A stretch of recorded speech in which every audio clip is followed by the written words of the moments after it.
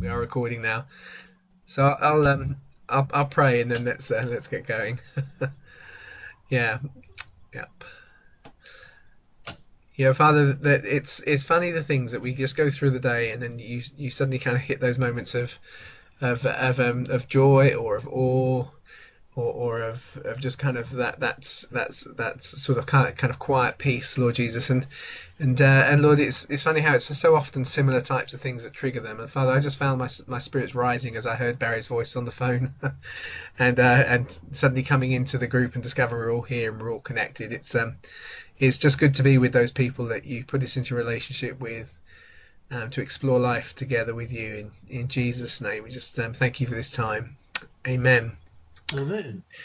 Amen. So we've been very, very slowly, and as many of you will already have the kind of the manual that we did, which is, the more I go through things in detail, the more I'm aware of its failings. But it's a really good, at the same time, I'm also very aware. I think it was getting that manual done last year when we did the walkthrough of the last week was a really good step forward, and it's much more, in other words, it will slowly tidy up and it will get tighter and it will get more regular. So even just kind of preparing for this evening, and I notice things I'm still in my head kind of juggling this way or that on.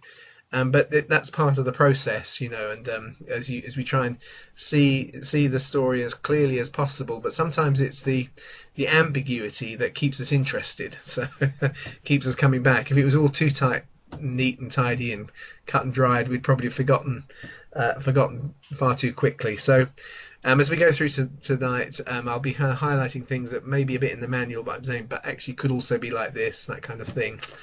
But just to remind ourselves where we got to so far, we'd kind of covered Jesus' arrival in Jerusalem on the Friday night. On the Saturday night after the Sabbath, as sundown on the Sabbath, and we'd looked at Palm Sunday and the triumphal entry into Jerusalem. Then we'd looked at Monday, um, where um, where Jesus clears the temple and really kind of really, if you like, owns the temple precinct for the Monday. Then Tuesday, there's a kind of a pushback as the authorities get themselves better organised, and when Jesus turns up, they're ready for him and get him involved in all sorts of controversies and arguments and debates around the theology of things. And then Jesus kind of retires on that afternoon because the temple is a kind of much tougher place on the Tuesday, sits on the hillside looking down over Jerusalem and gives the what we call the apocalyptic sermon, where he sees the destruction and describes the destruction of Jerusalem and talks about his coming again and so on. And then in that evening is probably the best evening for understanding the point where he's anointed by Mary. And then we move on to the Wednesday. And as we've picked up in the way that we're doing the timings, that we're taking a view which is following kind of research onto calendars and so on, that has some flexibility in terms of understanding of what is the 14th of Nisan, and whether it starts in the morning or the evening. And it seems that particularly perhaps we know in the wider environs around Jerusalem, there are people who are using the kind of the standard calendar. We know at least the Samaritans are, and we got little comments and so on that the Zealots use a calendar that's much more in line with the Samaritans and so on. And in that one, the new month starts with the end of the old month, and the old month, that can be a day or 2 days ahead of if you start the new month with the appearance of a new moon. So the disappearance of one moon, if that marks the end of a month, as opposed to the appearance of a new moon that is the beginning of a new. And so it fits with the kind of the way the gospel narratives fit together, where Jesus both eats a Passover meal and he is crucified on Passover, to understand those two calendars in play. In June, for Passover 33 AD, there's a 2-day difference, which would mean that if normal Passover is on Friday, this kind of wider, perhaps more kind of common folk Passover would be on the Wednesday, which is the day we're hitting now. So we don't know a huge amount about what happens during the day, pardon me, on the Wednesday. But it doesn't matter which day of the week it is. That would be the case. It's a kind of the contents of the middle of the day is taken up with preparation for the Passover, and it's one of the things it's easy to forget nowadays, in the days of kind of ready pitch meals, or what's the right word for them? Don't have to be microwave, but like we had this evening. You kind of just stick it in its. You peel off the plastic lid and put it in the oven for half an hour. That actually, of course, proper meal, and kind of particularly large meal preparation is a full day activity. So we don't know a huge amount. There would be, of course, the acquisition of a Passover sacrifice. While we will often hear people say this is how it happened, there is a little bit more flexibility in that. As I said, we know, for instance, the Samaritans kind of they sacrificed the lamb in their own home, and it was done as a family event. The temple authorities wanted everybody to come up to the temple, but we know the Essenes didn't use sacrifices from the temple at all. In fact, many of them were vegetarian, not all of them, but it seems we'll think about the Essenes in a bit. So there's all these kind of questions about the preparing. Where do you get the lamb from? What kind of ritual cleanings and cleansings and rituals and prayers do you work through yourself? Do you make alms offerings, and do you participate in other activities that are going on around the temple? We don't know any of those things. I suspect that there was an instinct in Jesus from that very human level, the intensity of the days running up to the day, to kind of try and keep as low a profile as possible. Which is why perhaps he looks for the disciples rather than being involved with them the whole time. Peter and John, of course, in this case, to actually arrange Passover, because if it does mean they're out and about much more regularly, they won't be gathering the crowd if he's not with them. So anyway, we get to this Wednesday. So Jesus sends Peter and John out to prepare that Passover. So according to the temple calendar, if you think of it that way, it's still the 12th of Nisan, but according to the Galileans, I called it here on the slide. But that perhaps slightly wider out there kind of approach, it could be considered to be Nisan the 14th, which would be the day on which in the evening you eat the Passover. In our ways of thinking of it, it's the Wednesday. So just kind of putting it into context, it seems that go back to that previous slide. It seems that that James and John, Peter and John, head into the Essene district, because they're told to look for a man who's carrying water, and the carrying of water in pitchers was something that was normally, because the pitcher was smaller, was something that women did. It's kind of part of the divisions of labours, and men carried much larger. Very often they were leather sacks, they were much heavier, and so on. But within the Essene community, there was although it was not 100% celibate, there was a large celibate community, it seems, within the Essenes, and there was a deliberate sort of blurring of traditional gender roles. Not in any kind of militant sense, but just in sense of, well, if I've devoted my life, I do everything. So normally I would carry the big sack of water, and my wife would bring small pitchers day by day or moment by moment as we need them. But I do all of those things, and so the carrying of a pitcher of water is clearly understood by almost all scholarship as being a kind of a reference to the fact that there's something going on here where there's an Essene connection. Which would put the Last Supper into what we think of as the Essene Quarter. And actually, since antiquity, that kind of region at the bottom of Jerusalem, that kind of bottom, as I'm looking at it, bottom left-hand kind of corner, bottom west corner, is where we've traditionally understand that the Last Supper took place. It's traditionally the location of John Mark's house, which is traditionally associated with being the place where the upper room was, and so on. And that's in that southern and western quarter. And actually, as time has gone on, we have increasing kind of evidence that this is the Essene Quarter, as it's referred to. We know about it from Josephus, and actually for quite a long time, I think it was ago. Sorry, I have my slides. I've got them in a different order. I first referencing to Pliny's reference to the Essenes.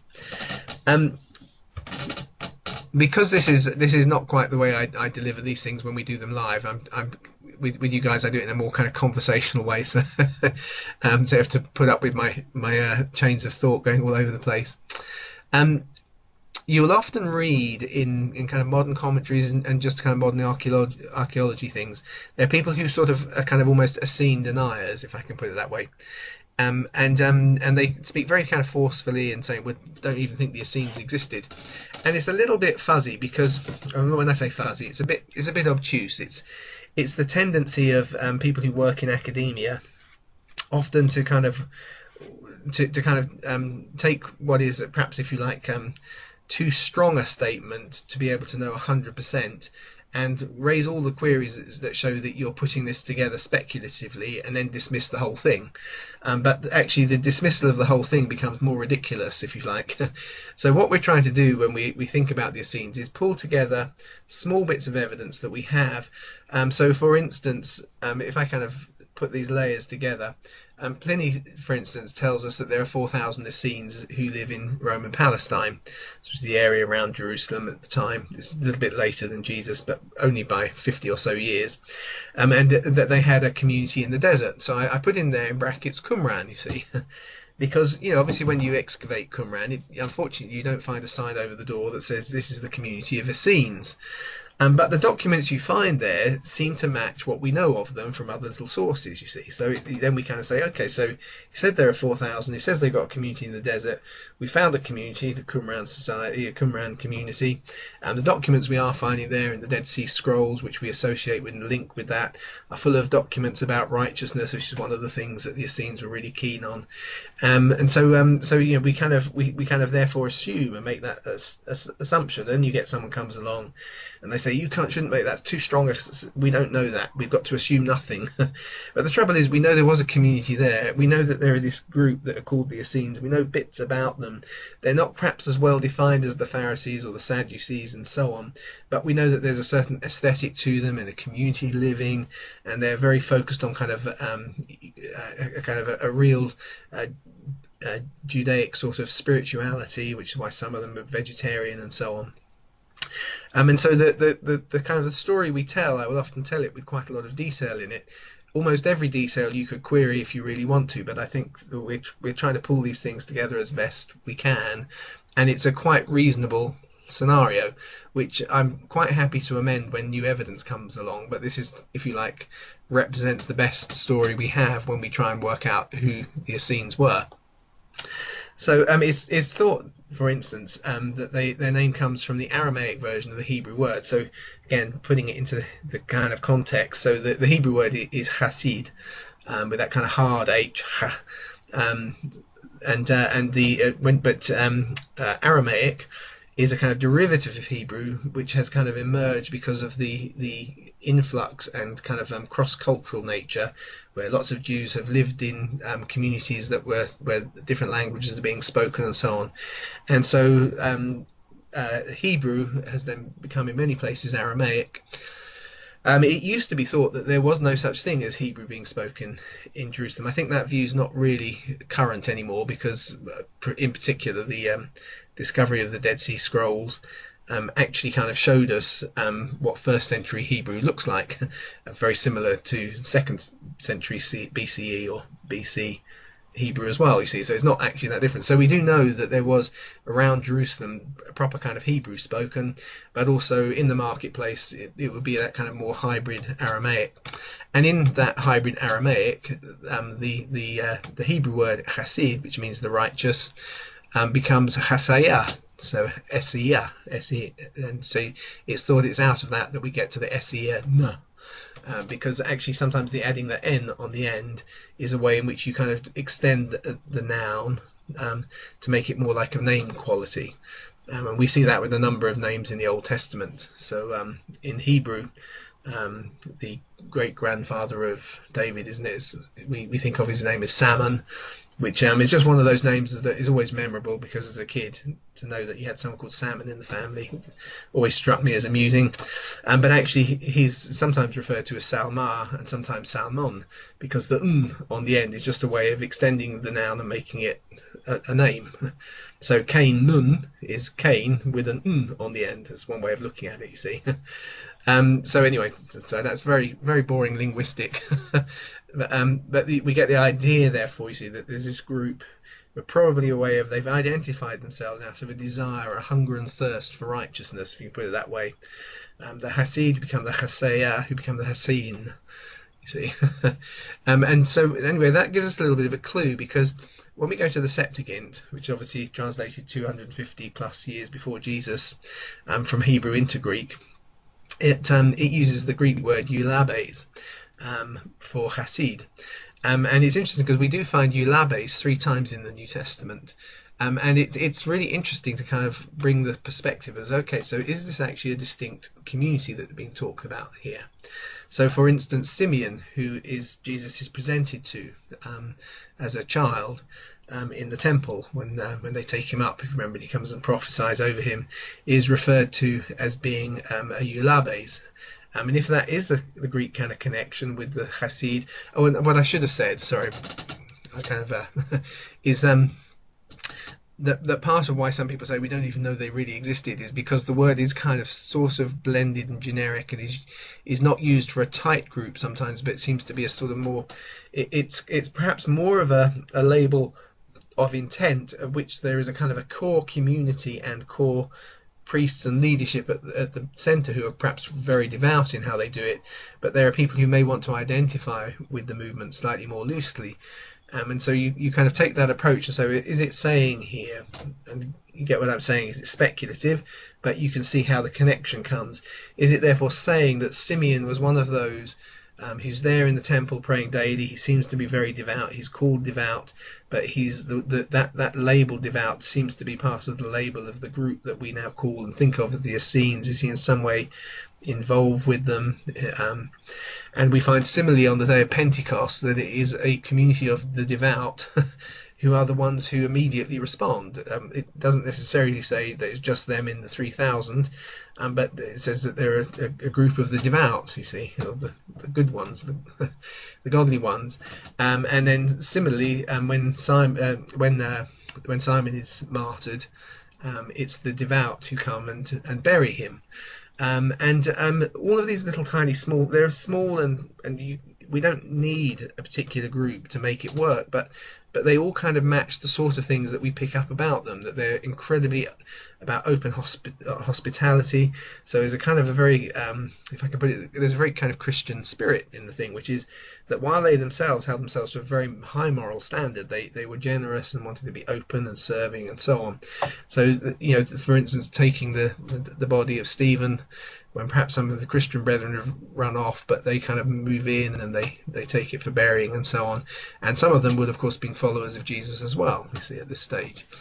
And we see, of course, sorry, this is only slide 4, but we see, of course, a very strong Essene influence into the early church, because we know from the documents in Qumran, and that they have rules of community, and the rules of community look very like the early church. The difference is in the early church, it's an optional one, so it's kind of become even more grace-filled. So in the rules of community, if you want to join a community of the righteous, is you have to submit and have one purse.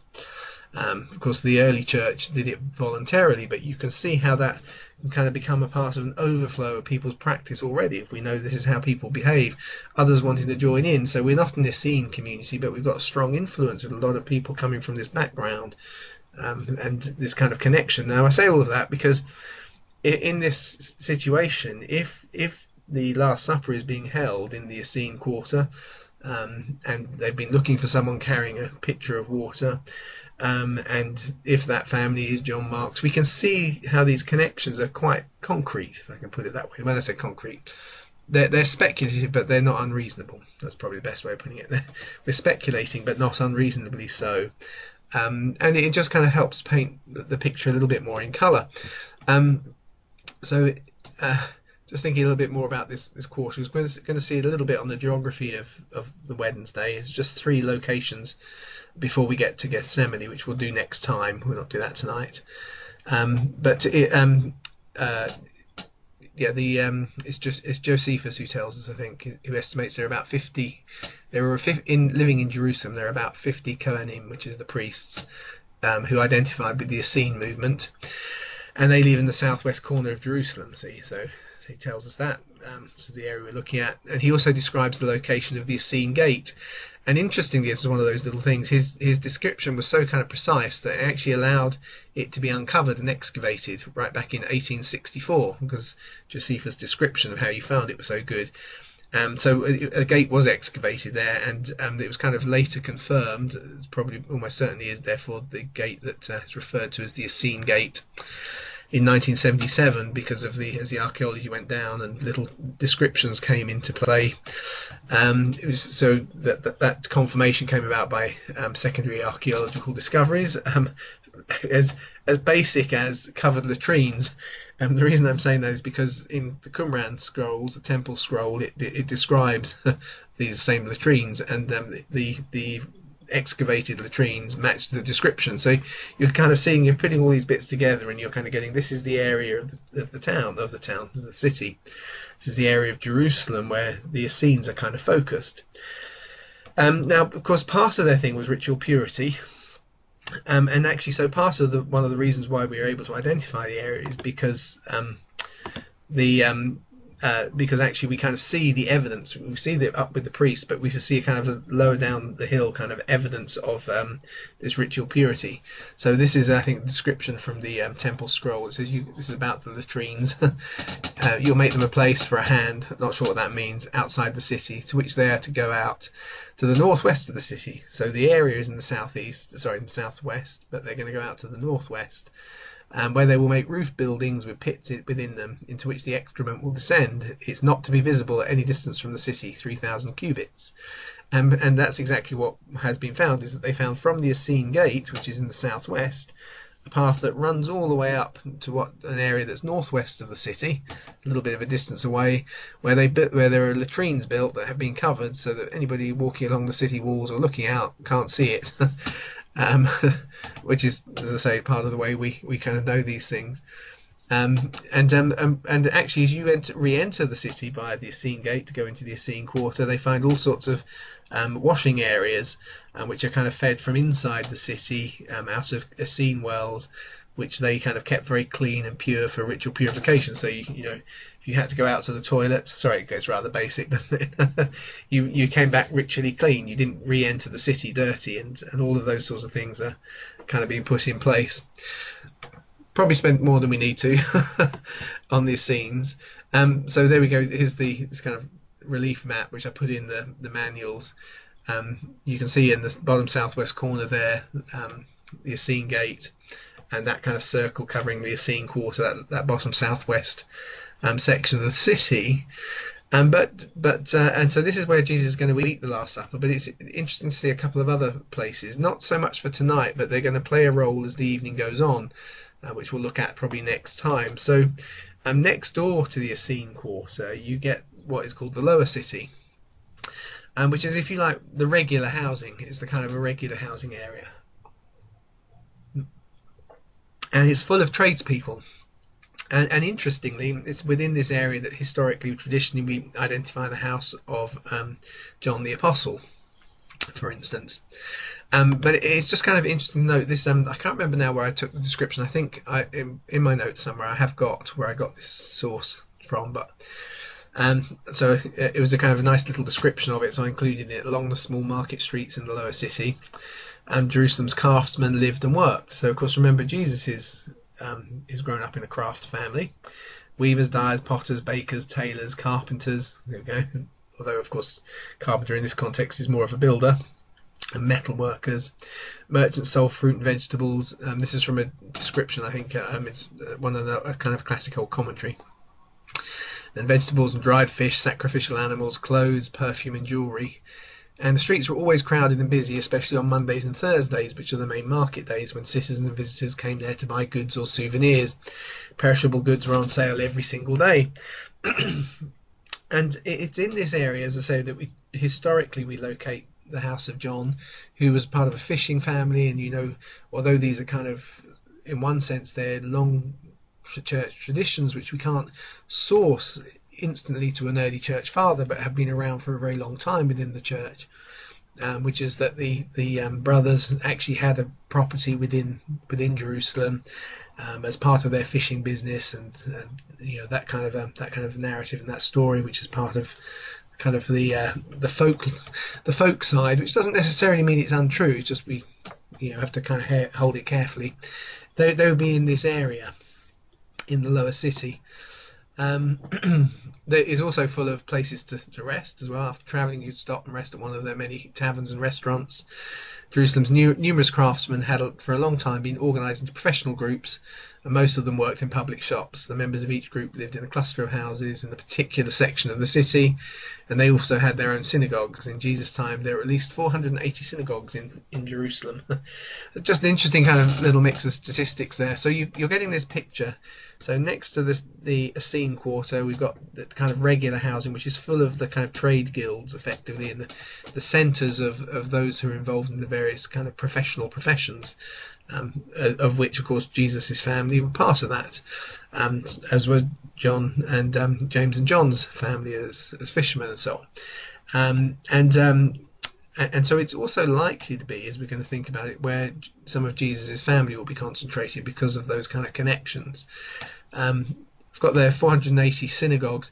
The population of Jerusalem is, in ancient sources, like for instance Tacitus, I think it is, actually gives a number of 600,000 people living in Jerusalem. So it's a reasonably sized city if you stop and think about it. I think he probably means in the environs, because I think the way these ancient cities worked, not everybody was inside the walls all the time, but you retreated there if things got into trouble. So in that kind of immediate area around Jerusalem, 600,000. Josephus tells us nearly 2 million kind of pack into the city during the siege, and 1 million of them are slaughtered, and another 90,000 get sold as slaves. No, sorry, it's not 2 million. It's about 1.2, just over 1 million. He said die, and nearly 100,000 then get sold into slavery. So you're kind of getting the kind of that sense of just the dynamic and the size. So it's bigger than Maidenhead, where I live, by quite considerably, of course, but nothing like a modern capital city, but for the ancient world, it's a very significant city. So that was the bottom quarter. The upper city then is the third area. So we're playing kind of in this little triangle, this bottom corner. But as you kind of move up into the upper cities, the top, the higher end, and this is where the kind of the great and the good live. It's where the priests are centered, where they lived, and where Pilate has his official dwellings and so on. It's actually called the higher city because it is higher, and this is always a surprise to me when I discovered it, which is that actually the upper city is higher up than Temple Mount, so it kind of looks down over the temple, which is on a separate mount, which is why you get this kind of valley in between the two. There was a kind of great big archway bridge that was built by Herod from one hillside to the other side and so on. It was kind of it had been extensively built in the Roman tradition by Herod. Not much more to say other than just because obviously it plays a role, because during the night, as Judas is going to interact with the priests, this is the area of the city he'll be going to when he goes to make contact with Annas and Caiaphas. So going back, Peter and John have been sent down to probably that southwest corner. They meet the man carrying a pitcher of water. I've got a few slides just to quickly remind us, but I won't. You know the stories well here. He's the first of the 12 who's going to see the resurrected Jesus. He's martyred in Rome for his belief in the resurrection, 64 AD. So he's about 60 when he dies, and he's also there with John, who's the author of the fourth gospel. And it's worth in tonight just taking a little bit longer on the ambiguity, because sometimes I change my mind as to whether I think John was one of the apostles or whether John the disciple. There's a slight distinction you see in the early church, and they ask the question, is the person they call John the disciple different from John the apostle? Because some people say, well, if he's John the apostle, they would never call him John the disciple, except that if they might call him John the disciple because he calls himself John the disciple who Jesus loves in the Gospel of John. You see so there's a little bit of tension between the two, and on a night like tonight, I'll kind of try and give you a bit more of the picture around it. But what we do know is is from a second century list, although we only have a copy from the 7th century now. But that's not unusual with ancient documents because they just, unless they're written on vellum, they don't really last. And the fourth of the Gospels is that of John, one of the disciples, to his fellow disciples and bishops. You see, so you say, oh, it's one of the disciples, so it must be John who becomes the apostle. Not everyone takes that view, though. Who'd been urging him to write. He said, "Fast to me for 3 days, and to be revealed to each what we'll tell one another." And that same night, it was revealed to Andrew, who was one of the apostles, that John should write down everything in his own name, and they should all review it. And as I said, that kind of comment, which is taken from the Muratorian canon, which we have a copy from the 7th century, but it purports to be 2nd century document, so it could be around 100 years after Jesus. It's kind of summarising the process by which John's Gospel got written, and of course it fits very well with the text of John's Gospel, where Andrew actually is the first named person, and that's quite kind of common. He's kind of and right at the end, he's there and one of the last handful of people at the very end of the Gospel, and then at the end of the Gospel it says, "And we all affirm these things." It says they should all review it. So the statement fits the text of John. There is no other early church tradition. And we also have some references, though, about John as the writer from other places, from Antioch and the writings of, I think it's in Papias. There you go. Here's the references from John. This is the disciple who testifies about these things. He's written these things. We know, see, that's the group who are now reviewing, that this testimony is true. And there are many other things that Jesus did, and if they were all written down, I don't suppose the whole world will be able to have room for the books that could be written. So John, here we go. So he writes the Gospel, as I say, while Jerusalem is still standing. I'm doing some of this background because it helps us understand the perspectives of the writers as they go, as we see them. But internally within the Gospel, it's kind of clear that Jerusalem still stands because he refers to it. So my estimates for the time of writing is 64 to 67 AD. Although I'm in a minority view, I'm not unique. So that's the nice thing. There are handfuls of scholars that take these things much more seriously. To be honest, the only reason for wanting a late Gospels is because people want enough time for people to have forgotten that the miracles didn't really happen as powerfully as they thought they would. So there's a sort of skepticism that means we have to have that gap, and that's why we don't want them written too quickly. But internally, Jerusalem is referred to in the present tense as if it's still standing, and that makes sense if you think about it. He's the only disciple that we know about being at the cross, although it's true that the absence of someone in the list doesn't mean they weren't there. So there are some people who imagine it that way, and you see it in certain passion plays and so on. But we know the disciples fled, and we have no other kind of testimony from anybody, including Peter, other than through John. And he dies in exile as an old man. He sees his family and friends martyred, but he keeps on going and keep believing. But I'm going to introduce then his mother. Is the lady who's part of the gospel narratives and part of the crucifixion narratives, and almost all of the early church documents, although some of them aren't as early as we'd like them to be, but there are some very early references, make Salome, who of course is listed in the Gospels as standing at the cross, his James and John's mother. But what's interesting is that although it's not the church leaders, but archaeological evidence from immediately around Jerusalem that has actually identifies Salome as being a key significant player in the Jerusalem church.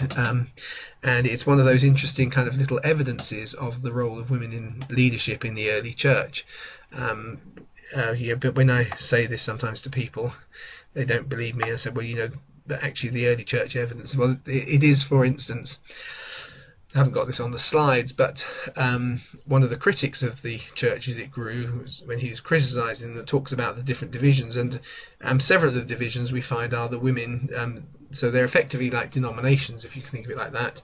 Are the women who are the resurrection witnesses. It's like each one has their own little separate group of churches that they're looking after, and Salome is one of those. And in the various records, we most regularly find her as the mother of James and John, and that there's nothing in the Gospels that contradicts that, and in fact it makes a lot of sense in the list, because one list refers to that the mother of James and John was there, and another refers to and Salome being there. You see, so that they don't have to be the same person, but that makes sense. It's the best way of resolving it. But equally, there's the question of, is she Mary's sister, and Mary the mother of Jesus' sister? Because the gospel reference talks about Mary, the wife of Clopas, and his mother's sister as being at the cross. And the question is, because Greek doesn't have helpful punctuation, is it Mary, the wife of Clopas, who we know from the early church was married to Joseph? So not married, was the brother of Joseph. Clopas is the brother of Joseph. So therefore, Mary, his wife, would be Mary, the mother of Jesus' sister-in-law, but Hebrew doesn't, and Aramaic doesn't have a word for sister-in-law, it's just sister, you see. So the question is it Mary, the wife of Clopas, and his mother's sister, one thing, one person, or is it Mary, the wife of Clopas, and his mother's sister? Now, who's his mother's sister? Are we going to look in the other list, and her name is Salome, you see. So if they're all kind of concentrated, then it would actually mean that the mother of Jesus' mother Mary has a sister called Salome, and as well as having her sister-in-law, who's the other Mary, all there, and they've got various children within the discipleship network of Jesus, and that's all part of the given of getting to the Last Supper. And I think, why have I re-gone through all of this? It was taking a very long time to go through all of this again. But the reason I was doing so was because it just is the kind of positioning of people, because these women, Salome and Jesus' mother, are going to appear very quickly, and I wanted to see the proximity between where things kind of are taking place during the evening in the Essene Quarter, moving to where, as time goes on and Jesus is arrested and so on, how the family is kind of gathered together, because they're not physically from a great distance away. Oh, here we go.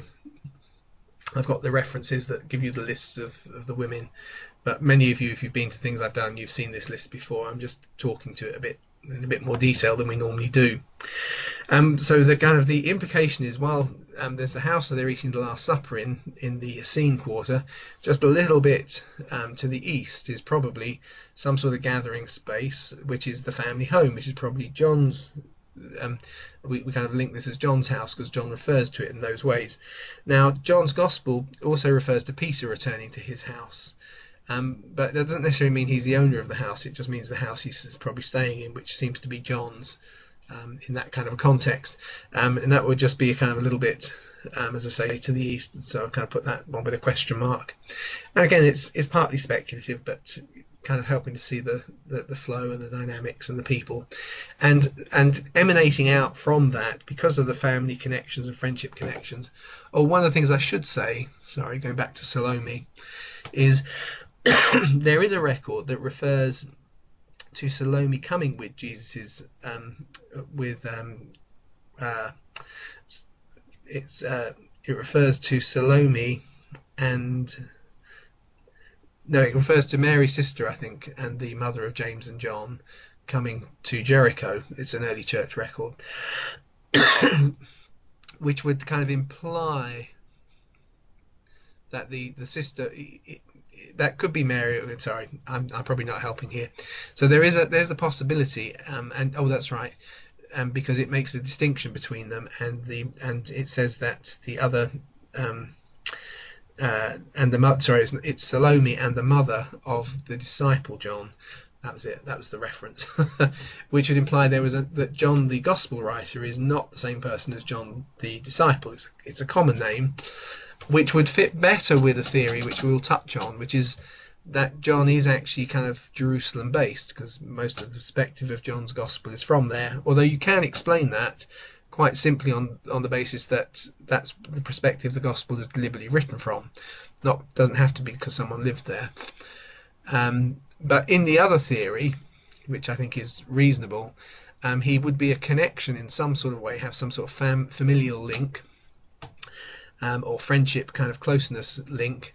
But because of the reference to him officiating, there's a reference to the early church, to John, who was a priest and who had officiated, and so, we didn't know that John, the brother of the cousin of Jesus, was a priest.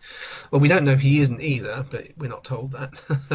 But it can sometimes, for some people, it's easier if they're different, if the priest is slightly different from the fisherman, we put it that way.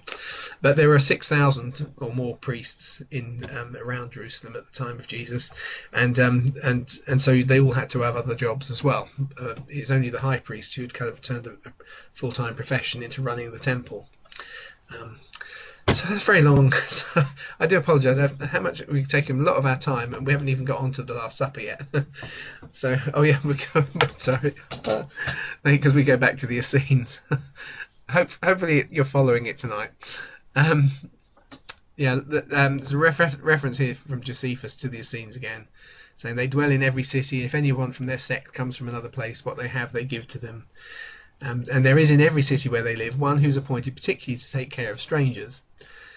So there's a sense in which we know something about this hospitality. We know that they have, therefore, that there's a habit of looking after people who are connected, whether they're it's often kind of, there's often speculated that John the Baptist, for instance, who is Jesus' cousin, has linked up with the Essenes because of the way he dresses and comes out of the wilderness, and the fact that they had a community in the wilderness and so on. So you can kind of start to see the possibility of there being some sort of level of familial or friendship connections by Jesus into this community. Certainly this is where they seem to go, looking for the person who's carrying the pitcher of water. And also that they have space for looking after strangers. And more than that, because they had the Essenes had adopted their own calendar, and their own calendar was only 364 days long, which meant it was constantly slipping. And it's been estimated that around this period, in the 30s AD, they're probably celebrating Passover in September at this point. And which would mean, of course, if they have got space, it's not being used by Essenes celebrating Passover, because on the whole, the real hardcore Essenes, they're following their own calendar. They're going to do that in September, so there would be kind of space available. And how long ago this kind of connection was made, perhaps with Jesus and the person, we often speculate in this thing, or was it a purely supernatural thing? It doesn't feel that way to me. It feels much more that this is the man in his context. This is Jesus' humanity with his relationships, friendships, the people who are impressed by his ministry, even if he got prophesied over by one of them, if Simeon was one of them, for instance. You can see how there may have been a kind of an informal sort of thing of maybe when we're in Jerusalem, we can use your hospitality place as a place for our own celebration of Passover, you see. And so that doesn't mean to say that, of course, Jesus doesn't know in his spirit that they will see him. They will find the right connection when they go. And reserving the way in which they find that location to eat the Passover meal, of course, also prevents Judas from being able to bring the authorities in and arrest Jesus in the private space of a private home. And because when Judas goes to the meal, he doesn't know where it's going to be until they get there. But he does know later where Jesus is going to be, because he knows the garden, because Jesus regularly prays there. So it kind of helps make sense of lots of little bits around the story. If you kind of see it in those ways, that there's some level of connection, there's maybe a little bit of that divine word of knowledge connection as to how they find and open the space up, but it's probably not totally out of the blue in those sorts of ways. So the actual venue is traditionally understood to be the house of the family of John Mark, which we know becomes a meeting place for the church in Jerusalem from Acts, and we discover his mother's name is Mary. And of course it's John Mark who then travels with Paul and Barnabas, and he's of course the cause of their split. He's included in every single early church list names of the 70 and the 72. So the he's often thought to be the young man who runs away naked, and which would mean that there's a connection, is the way it goes, if that was true, between the ownership of Garden of Gethsemane and the house where they eat, if he is that person. But the thing that's nice in going with that kind of assumption that the young man who runs away naked when Jesus is arrested in the garden is that it kind of helps explain a little bit the fact that his name is always in every single list. There's some names that you kind of feel like the list has been padded out, but John Mark is always one of the names straight up there in the top of the 72. If as a young man, he's the 70 are sent out when Jesus is in the south, and therefore could all be much more Jerusalem based. That it's only after Jesus relocates to Judea that he sends out the 72. And so it comes from a similar location from where Mark would come from. And of course, being a witness to events of the night of Jesus' arrest would make him a kind of a key person in terms of as a traveling companion when it came to the when it comes to Paul's first journey, Paul and Barnabas's. And again, if we take the early church seriously in terms of the way in which Mark's gospel gets written, then at the time that Paul goes on his missionary journey, what we actually have is Matthew's gospel written in Hebrew, because it was written for the Jerusalem church. That's what the early church tells us. And Mark's gospel, which modern thinking thinks is written before Matthew because it's smaller and shorter, but the early church tells us was because it was much more, if you like, the preaching notes of Peter when he was in Rome. And it was first started, therefore, in the 40s. So when Paul goes on his missionary journeys in the 50s, actually having this kind of it's not as good as Matthew's gospel, it's not as comprehensive and so on, but it's in Greek, and that makes it readable. You see, unlike Matthew, which with the early church tells us people had to translate into Greek as they were going. You see, so that would explain why John Mark would become such a kind of key figure. And it's also speculated, and I think is not unreasonable at all, that when he separates from Paul, it's actually part of the contention that we hit in both in Acts and we read about in Galatians, which is how the church is trying to work out how its mission to the Gentiles is working. And so John Mark's kind of arrival back in Jerusalem kind of seems to coincide with the coming of letters and people from James. And you could imagine it just as part of this triumvirate of things, as that difficult, thorny subject of how do we integrate the Gentile church into what has been a Jewish sect up to now, is being worked out. And you could see that could become part of the reason why he decides to leave at that point, because he can't cope with it, you see. Particularly if his family were Essenes, who were very, very would have been much more Jewishly righteous, if I can put it that way, observing exceedingly strict cleaning rules, washing rules, eating rules, and so on. And so if he's come from something of that, you can understand why in that kind of context, and he starts to see how Paul is doing it, he goes back, carries his report, which causes huge consternation, which really winds up Paul, that even at the point when they start the secondary journey, and the issue in theory is a bit more resolved now because he's got a letter of understanding from, as we read about in Galatians, from the Jerusalem church, and Barnabas says, let's take John Mark. He says, no way, I'm not taking him. So on. So again, you can see how we're kind of building the story together, but how the pieces and the characters kind of do fit. So anyway, that was all background. So at some point during the evening, all the disciples turn up at the house. So Jesus and 10 disciples, because 2 of them are already there, presumably, arrive at John Mark's house.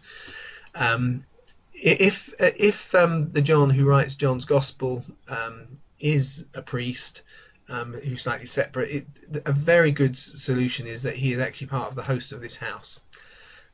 And John Mark, the fact that he's called John, and there's because of the way names are repeated within families, could actually tie the two together. So just to throw a little aside bit there. But the reason I put this kind of running order is because as you kind of pick through the Gospels, it's really tricky not because they exactly contradict, but because just as is always the way when you have a complex social dynamic, if you're trying to report it, you're making you kind of everybody's you have to start.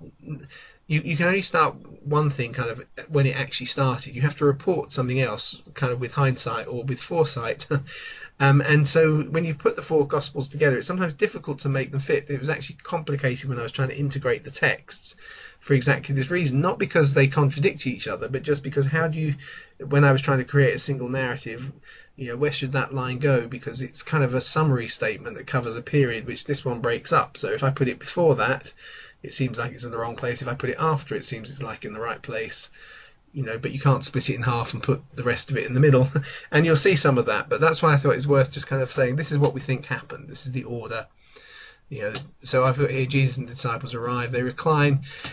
And this is worth noticing. Jesus breaks bread, shares wine, even before they eat. Now, in tonight's blending together, I've taken from, as we did in the manual, that the washing happens right up at the front of the evening and becomes a context for some other things. Sometimes you could do it the other way around. You could see actually there's some other things that we pick up from Luke's gospel, and they sort of happen first, and that's part, and the washing of feet is part of the response to them. So depending on how you feel, it could go one way or the other. But I'm kind of assuming here they're going to sit down. They break bread and share wine before they eat, which is part of Passover.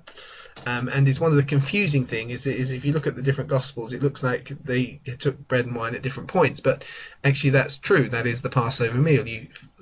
There are four kind of chargings of the cup, and actually that in ancient kind of rituals there are three very formal moments where there are scriptures read that go with the drinking of and the eating of the bread and so on, the sharing of bread and taking of the cup together, and three occasions in the formal thing, and four occasions where they're supposed to remember the different prayers remember the different promises that are implicit to Passover, which we get recorded for us in Deuteronomy. So it's not surprising, therefore, that we get this kind of sense of, exactly when did they take bread and wine? And you can see that as Jesus has summed it up, well, which one was he talking about? Well, actually, it was the whole process. It was much more of a process rather than a single event during the evening of sharing wine together, remembering the promises of God, sharing bread together, and so on. So during the meal, anyway, there's a discussion that kicks off as to who's the greatest is, and that's the bit I said that maybe happens before Jesus actually washes feet, which is here, gets up from the meal and he washes their feet. So, but I think in the order I've got from the manual, I've got it the other way around, that he washes their feet, and it's part of the ensuing conversation about I wouldn't do it. So that's another way of solving the same thing. You know how they said, I would never betray you, I'd never betray you. You could imagine that producing a conversation about how committed they all are, which is what Luke is perhaps reporting. But so those two could swap. That's really what I'm saying. And in the context of that swap, somewhere in that mix, I'm pointing at my screen. You can't see where my finger's touching though. But in this little mix of things, Jesus is predicting his betrayal, whether he says it once or twice, or quietly under his breath once, or more distinctly. It could be multiple ways that you could resolve that.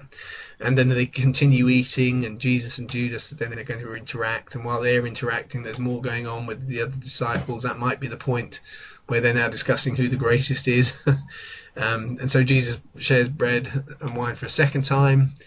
And again, he confirms he's going to be betrayed, and it's after that then that Judas leaves, as Peter is affirming his loyalty.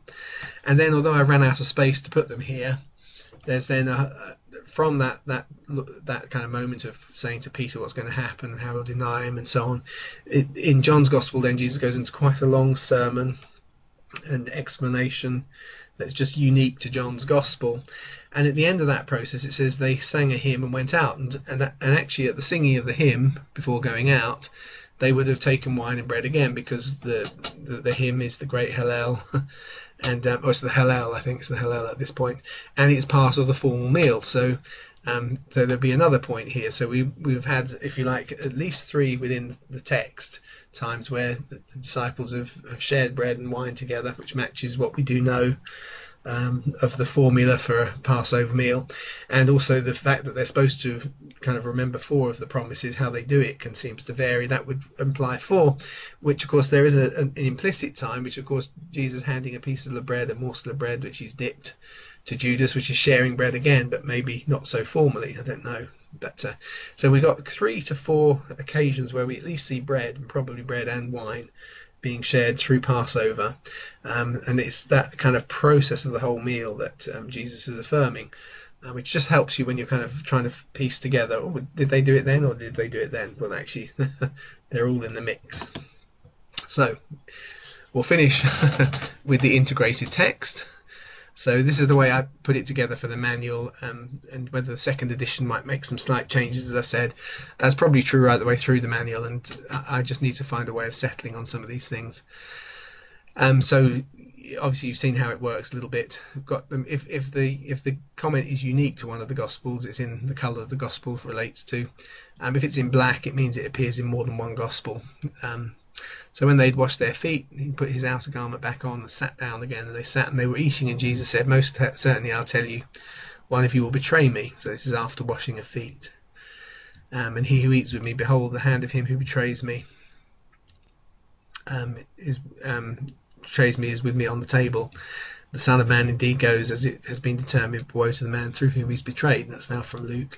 So they began to question among themselves which of them who could do this thing, and to be exceedingly sorrowful, and each began to ask him one by one, "It isn't me, Lord, surely not I." And another said, "Surely not I." This is what I mean by, you see, it could be that they've been talking already about how great they are, but now perhaps the what Jesus has done and the statement he's made is drawing out of them this protestations of, I'm a really loyal disciple. And so there arose a contention among them, which was to be considered the greatest, you see. So in this context, I put that line after the washing of feet, whereas in my list before, I perhaps put it, I think, just before. But you can see how it's difficult to unpack when you're telling the story which way you do it. It's probably all part of the same mix. So the washing of feet, the arguing about who's great, the ensuing conversations and protestations that they're really committed and really loyal are all part of the same flow of things. And he says to them, "You know what I've done for you. You call me teacher and Lord. You say so correctly." I think even as I'm saying it to now, I quite like the idea, because I hadn't thought of this earlier, that actually on the arrival, where they would naturally wash before sitting down to eat, I think I quite like the idea that Jesus actually washes feet without any prompting at that point, because he perhaps has anticipated in the spirit that this conversation is going to come and it's a great teaching opportunity. So that's perhaps what he's doing here. You know, if you realise what I've done for you, you called me teacher, and you say correctly, for so I am. I then, the Lord and teacher, have washed your feet, and so you ought to wash one another's. The kings of the nations lord it over those. Now this is from Luke, you see, but see how well thematically it fits with what we've got from John. They're totally different accounts, but thematically they fit really nicely. The kings of the nations lord it over them. Those who have authority are called benefactors, but it's not so with you. The one who's greatest among you, let him become as the younger, and the one who is governing as the one who serves. For who is greater, the one who sits at the table or the one who serves? Isn't it he who sits at the table? But I'm in the midst of you as one who serves. Then back to John, and I've given you an example that you should do as well as I've done. Most certainly I tell you, a servant's not greater than his Lord, and we know how it unpacks. And going back to particularly the verses from Luke, which I always find really, really challenging, that there is because it does, and I don't want to kind of say it in a way that's 100% critical, because I don't want to say it critically at all. In fact, just it's an observational thing, which is, it's very, very easy, particularly when things are going well and lots of exciting things are happening in the spirit, for even church leadership structures to become very much more kind of looking like worldly structures in terms of how leadership works and so on, and becomes quite dictatorial, or let's not call it dictatorial. Sorry about my spaniel. It's more directional, as opposed to kind of nurturing and guiding and shaping and leading by example, which is what Jesus is pointing out. I've led you by example. And so it's a kind of constant tension. It's interesting that therefore it becomes part of the agenda for the evening that Jesus has with his disciples. And you think of all of the things, famous last words, if you like, what thing would you like to say? And actually, that Jesus, perhaps if he's done it that way, where he's prompted the thing by creating an example which he knows he's going to pick up on, it's because this is going to be such a regular tension, that there is something about the leadership of the kingdom, which is genuinely leadership, but is just qualitatively so different. And an old friend of mine from a long time back, he's coined a new. He's now an academic. He teaches up in the university in Lancaster, the University of Lancaster. He's coined the term kenarchy. So you've got anarchy, you've got monarchy. Kenarchy is actually servant leadership, effectively. It's that kind of as being, that's the style of the gospel, and it's. And as I say, I'm not wanting to say it in a critical sense. I'm saying it actually because I think Jesus puts it in here. It's such a kind of key thing to teach, because there is something so fundamental about its importance to the gospel. Because if you like, the philosophical heart of the gospel that is so powerful is to see, because there is no other example in all of the universe where we see power that subjects itself for the sake of love. In every other situation, power subjects itself only towards another bigger power, in which case, it's always, eventually the biggest power never submits. And so it's an incredible, powerful thing when we see Jesus submitted as a child to his parents, and Jesus submitted to evil people, that who lays aside all of his majesty and takes on our humanity and so on. That's an incredible, philosophically powerful message. It's the heart of what makes the world good. Use a phrase that was used recently at the leaders conference I was at just last week, by David Landrum, who's the story I wrote up in one of my books. He's there.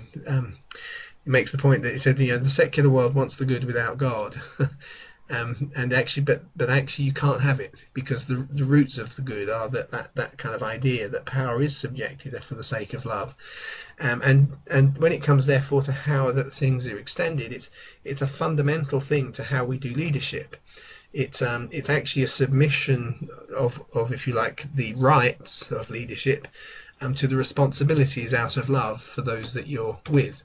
So that may be a bit of a waffly way of putting it, but I wanted to kind of get across, because I think it is, and it's not trivial, and it's something we have to work through, and we have to stay their hearts open to the Lord to kind of keep it real and keep it fresh within us. But it's just worth pulling out that this was such a key moment with his leaders, and he waits, of course, before Judas has gone at this point. So Judas has left at this point before he's teaching these things and giving an example and so on. And I know the time is running out, so I'll let you can read the passages. It's just there in John. And we have that wonderful moment, of course. I think, as I said, that Judas has leaves or left. At some point, he leaves. So in fact, I think I may be wrong when I just said there. It's after he said it that Judas actually leaves. It's almost as if that's the thing that's excluded him. But actually, in that context, I've got this little reference here from Psalm 41, which if you bought Jesus in the Psalms, or you should have had it sent to you, of course. So everyone's got a copy of Jesus in the Psalms, and in the next week, should be sending out the next one as well. Woohoo! I say in the next week. I think at the weekend we finally did the last dot and last cross on the T of Jesus and the Great Escape, so it should be coming to you soon. But last year, when you got back this time, you got the Psalms book. We had this reference, this prophecy in Psalm 41 to the one who's my close friend who's lifted his feet against me. And starting on the word there, twisting. Actually, we found the name Jesus intertwined or intertwisted with the word Chabra or Chabra. It could be 3 letters or 4. Chabra is a close friend, and Chabra is the community that eats the Passover together. And so actually every other letter we find is interwoven of the name of Jesus with the community he eats the Passover with. And actually, if you shorten that by 1 letter, it's a close friend. It's an eating friend, an intimate food friend. So that very kind of prophecy that you have in Psalm 41, which is so beautifully kind of worked out by this process that actually has kind of outworked itself as they sit down and eat this final meal together.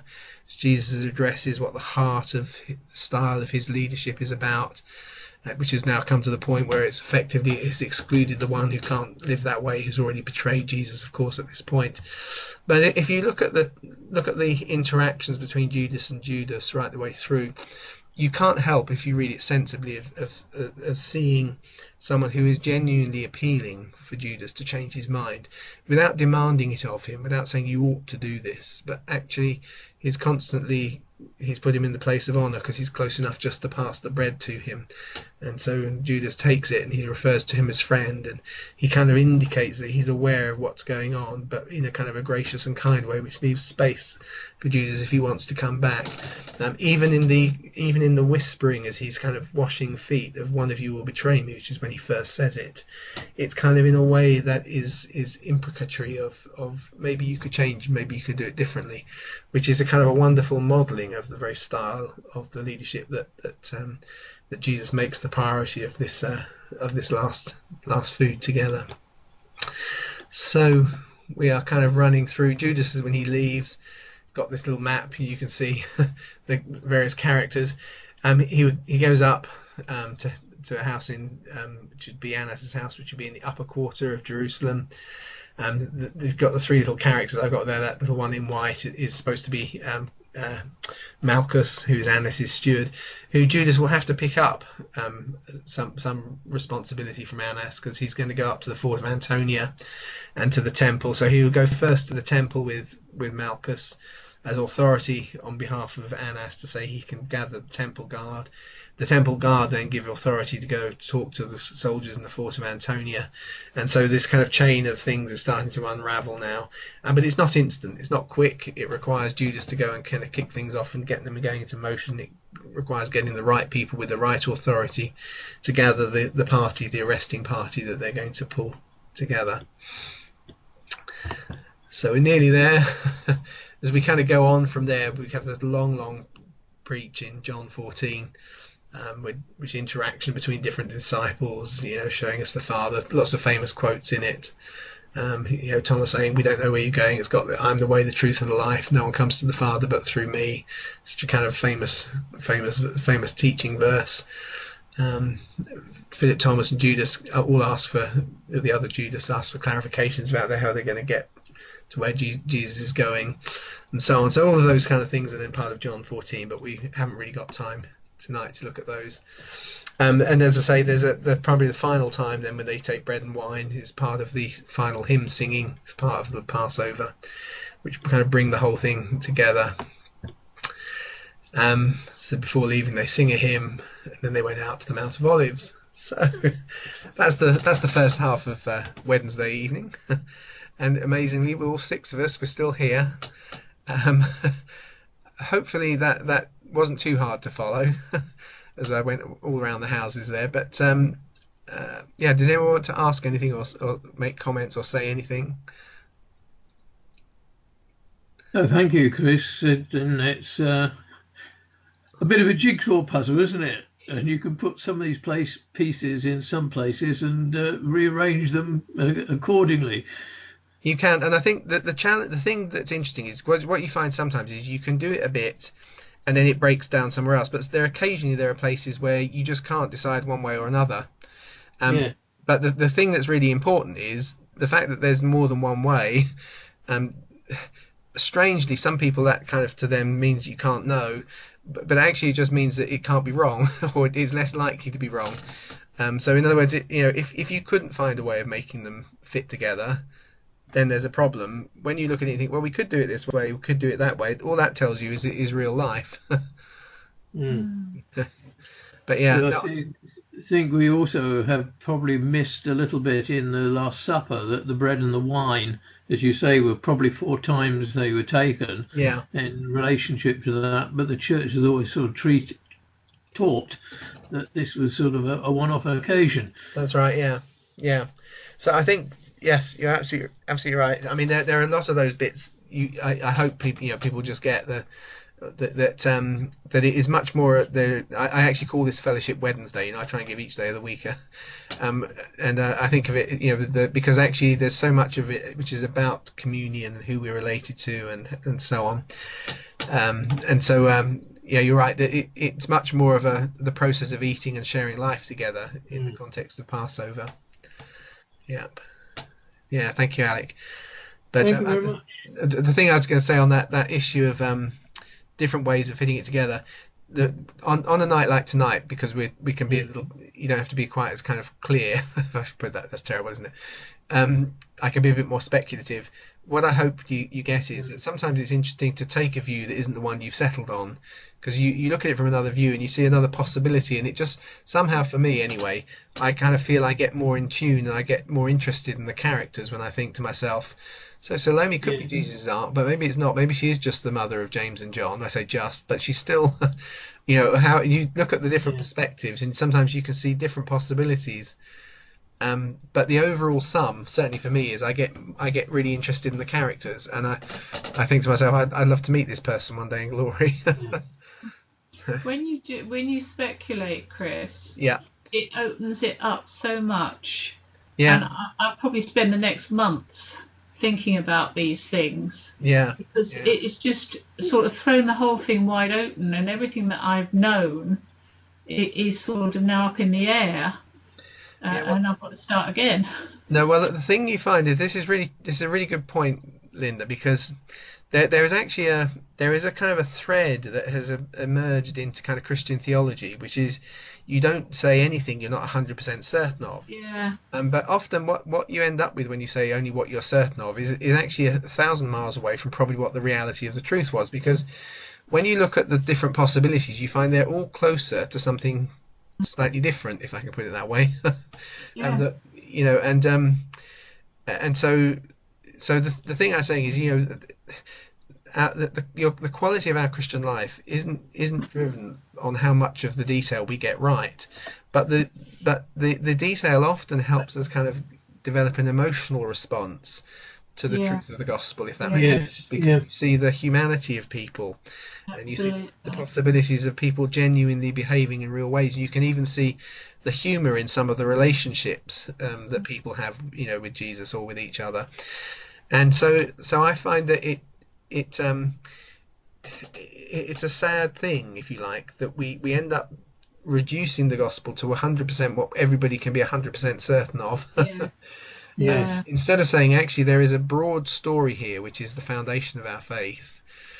mm, And it's not that anyone's opinion goes, because what I'm trying to do is show reasonable speculation, yeah, not just kind of, well, this is my opinion, you know. That you know that Salome was only 17 years old and she was. I'm not saying that. I'm just saying this would be reasonable, and we have It some makes it, evidence for it. it makes it so much more understandable as a whole Yeah, because you're looking at a big picture. yeah. No, I do. I have to confess, I feel very privileged. Funny enough, since I stopped leading River, because I've had so much more time to look at these things, and they're things that I've often. I went back to things I've had for some years, but reread them, rethought about them, and found them actually starting to come alive much more just because I had the time. And I'm very acutely aware that that is a privilege I have. And that's partly, though, of course, why even the things like this and we video record it is I just at least want to get those things out to see if they're helpful to other people who haven't got the privilege or time to to stop and think like that. At least I can share where I've got to. So yeah, Thank you. yeah. Appreciate it, Chris. good. Well, thank you everyone for being with me, Okay. and I will say good night because it's later than I normally finish, and let everyone kind of get ready for work tomorrow and all those sorts of things. But great to have you all here. Thanks, Thanks Kristen. again. Then. Bless you. Bye. Thank you. God bless. Bye.